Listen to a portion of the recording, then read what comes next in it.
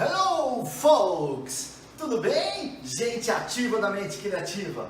Talvez você seja uma dessas pessoas que vive tentando aprender a falar inglês, entra escola, sai de escola, entra aula, sai de aula e nunca consegue aprender inglês de verdade. Então eu quero fazer você aprender a aprender em um minuto. Vamos lá?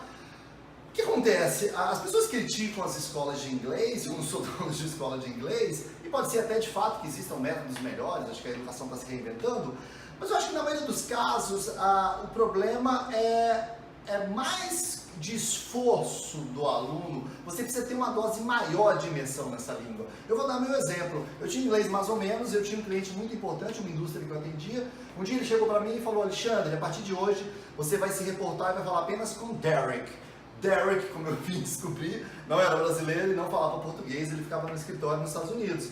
E eu sabia que se eu não melhorasse meu nível de inglês, se eu levasse esse nível de inglês para um outro patamar, eu não ia conseguir atender essa conta. Resumindo, eu até tive aulas formais de inglês, mas eu comi, bebi, almocei, jantei, sonhei, dormi com inglês. Tudo que eu fazia era em inglês. Resultado, ao invés de pôr no telejornal brasileiro, eu punha na CNN. Ao invés de ouvir rádio brasileira, eu via rádio gringa, online. Em vez de ler notícia em português, eu lia notícia em inglês. Ou seja, quando eu ia ver algum filme, eu colocava áudio em inglês e legenda em inglês.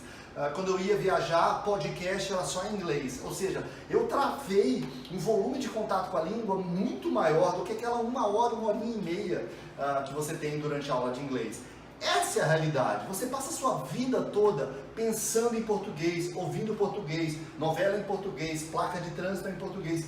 Tudo em português. Sua mente inteira é adestrada para pensar em português. É por isso que se alguém viaja ou vai morar fora, aprende, porque todo o cérebro dela muda para outra função em inglês.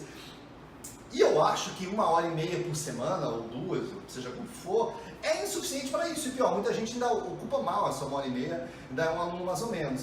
Então eu acho o seguinte, para você poder aprender inglês de verdade, você precisa ter um nível de imersão, e para ter imersão você não precisa ir para os Estados Unidos, para a Inglaterra, nem para a Austrália, mas um nível de imersão maior do que as aulinhas de inglês. E isso hoje em dia com a internet é muito fácil, tem vídeo, tem filme, tem aplicativos de aprender online.